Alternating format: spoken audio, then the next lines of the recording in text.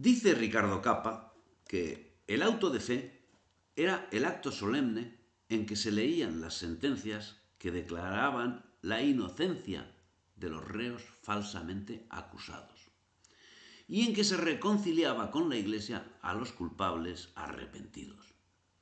Observemos la definición que nos da el historiador.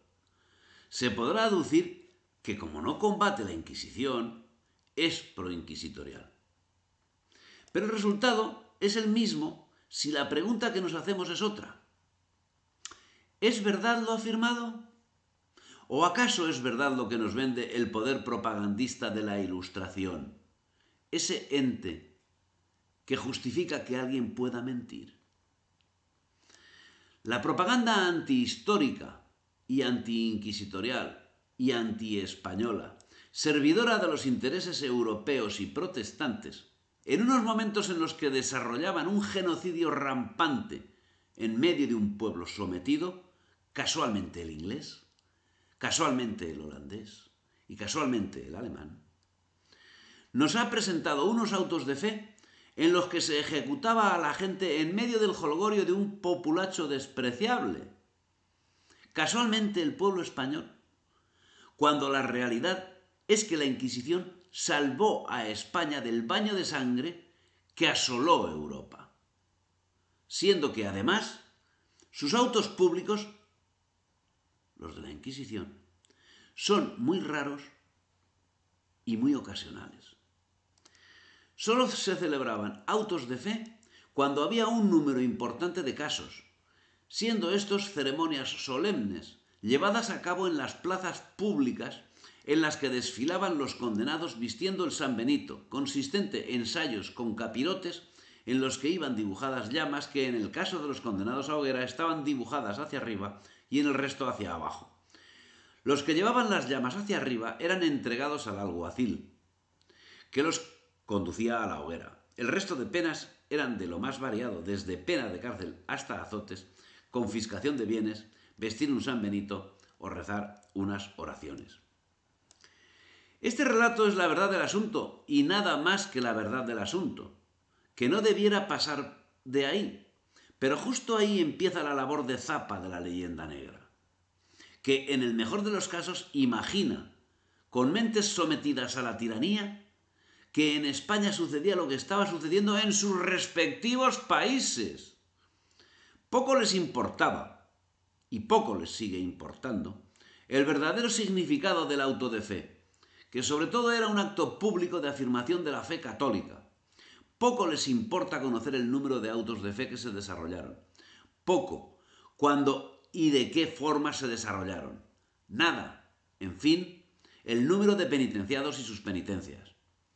Las causas que se llevaron a efecto. Y por supuesto no quieren oír hablar de las equivalencias de los castigos y del número de castigados en sus respectivos países y en la misma época. Los autos de fe alcanzaron el conocido boato en 1559, cuando se sofocaron los focos luteranos de Valladolid y de Sevilla. Los reyes católicos no asistieron a ningún auto de fe. Carlos I asistió a uno, el año 1528. Felipe II a 5. Felipe III a 1. Felipe IV a 1 en 1680, que fue el último realizado en tiempo de los Austrias.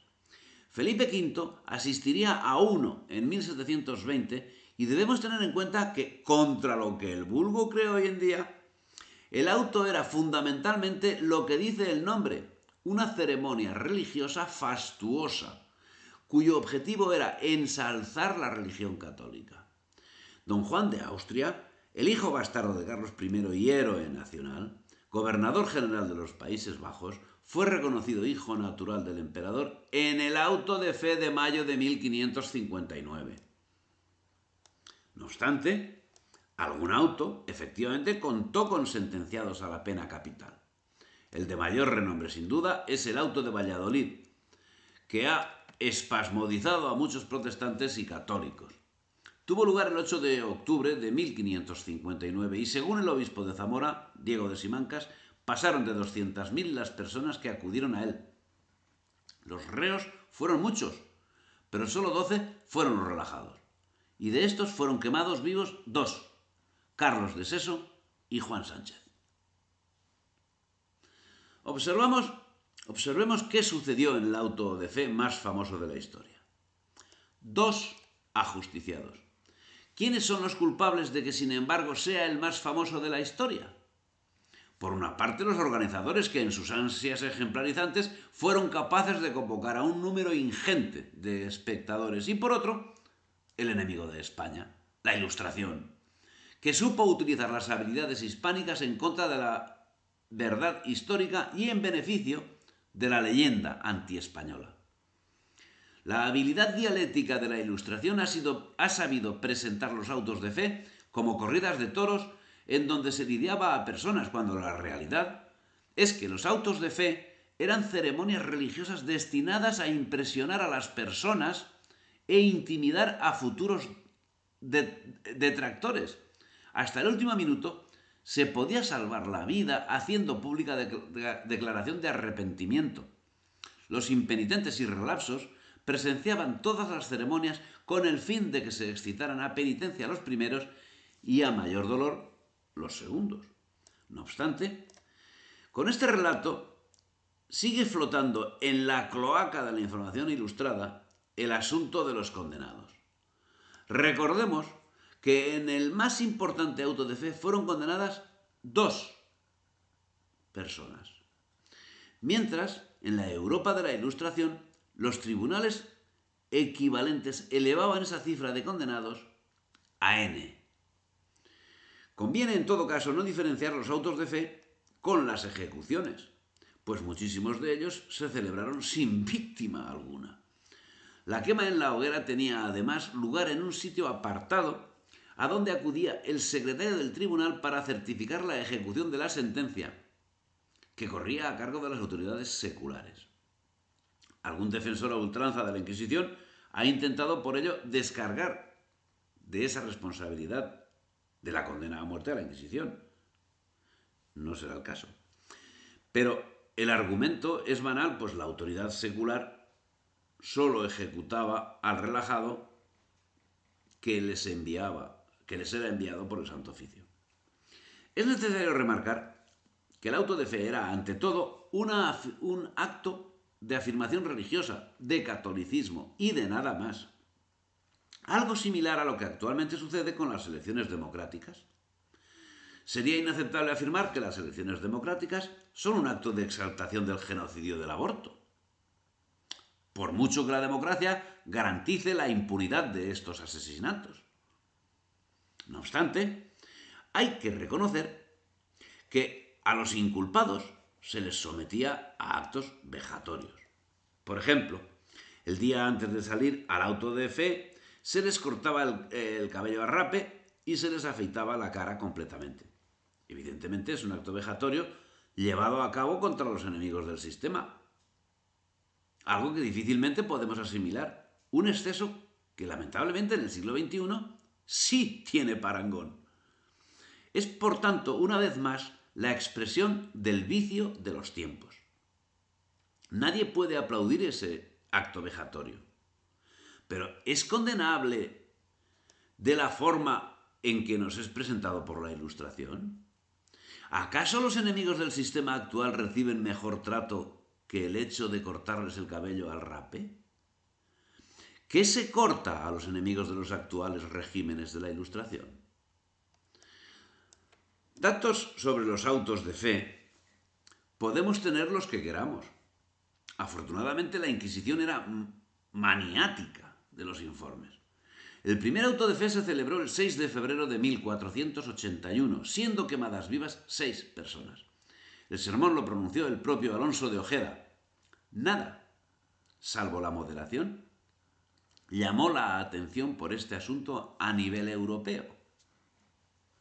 En 1486 y en febrero, el día 12, se celebró en Toledo un auto de fe al que asistieron nada menos que 750 reos. Importante. Y se quemaron las velas verdes que llevaban los reconciliados y nada más.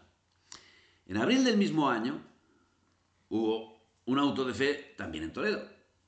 Salieron 900 penitenciados, destinados a las llamas casi todos, pero no a las llamas voraces, sino a las pintadas en sus sanbenitos.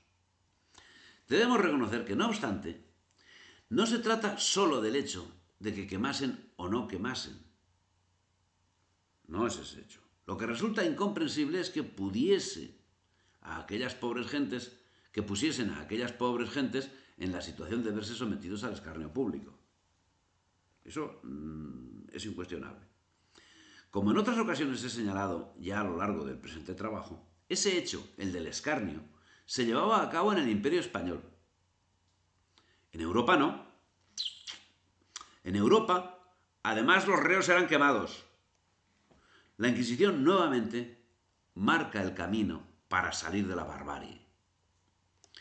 El primer auto de fe tuvo lugar en Sevilla en febrero de 1481, como ya ha quedado señalado. Pero veamos qué sucedió en los momentos previos al mismo. Con motivo de la anunciada visita de los dos primeros inquisidores, se organizó una conspiración en Sevilla promovida por judeoconversos. Pero la misma fue descubierta por una conversa, la conocida como la Fermosa Hembra, a la sazón hija de un conspirador, y lo hizo a su amante, que dio parte a las autoridades. Se realizaron pesquisas y quedaron implicados muchos de los más ricos y más honorables ciudadanos de Sevilla, incluidos varios magistrados y otros dignatarios civiles.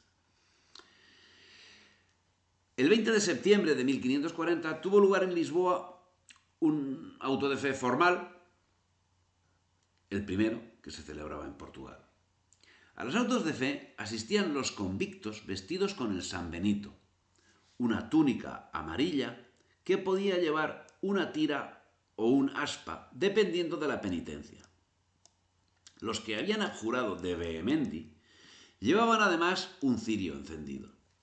En los casos en que el hereje había escapado de la hoguera mediante confesión, llevaba pintadas en el vestido unas llamas dirigidas hacia abajo, fuego revuelto, le llamaban, y el tejido del ropón solía ser negro. Los condenados a la hoguera llevaban el ropón cubierto con unas figuras de demonios, arrojando herejes al fuego del infierno. Todos llevaban además unas mitras altas adornadas del mismo modo. Pero un auto de fe era, entre otras cosas, un espectáculo de primer orden para ensalzar la fe. Lo truculento era marginal y no formaba parte del auto en sí, ya que los condenados eran entregados a la autoridad civil, que era la encargada de hacer cumplir las sentencias. Así, en el auto de fe desfilaban todos los que su causa se había hecho pública. Los que habían sido intervenidos por la Inquisición, pero no habían permanecido en el secreto, esos no figuraban para nada. El absuelto, en el caso de los casos que se había hecho pública, el absuelto, montado en un caballo blanco y llevando en la mano una hermosa palma, símbolo de su inocencia y de su victoria, era recibido con grandes aplausos por los espectadores, que se prodigaban en atenciones sin cuento. Pero en Europa, la leyenda negra iba a su aire. O sea, esto iba por aquí, la leyenda negra iba a su aire. Así, entre un enorme abanico de invenciones que pasaban por verdades y que siguen pasando hoy, se iba nutriendo de oídas, como hacía, por ejemplo, el ilustrado francés Berthaud. A Francois Berthaud le explicaron que la cosa más hermosa que se podía ver en España era un auto de Inquisición. Pero Berthaud ofrecía a sus lectores una opinión sustancialmente diferente. Así, llaman la sentencia de condenación y ejecución de un desdichado y realizan ese espectáculo como una fiesta de toros, porque en efecto me han dicho que lo hacen con gran aparato. Así se tergiversa la verdad. Otro ejemplo a destacar es que para agasajar a autoridades nacionales y extranjeras se celebraban espléndidos y costosos autos de fe, Tan es así que en 1640 y en Barcelona, tras la Guerra de los Segadores, cuando Cataluña y el Rosellón fueron entregados a Francia por la oligarquía barcelonesa, se celebró el hecho con un gran auto de fe en honor de los dominadores franceses, lo que viene a demostrar que, lejos de representar un acto de macabro, el auto de fe era un acto de fiesta y de gran aparato.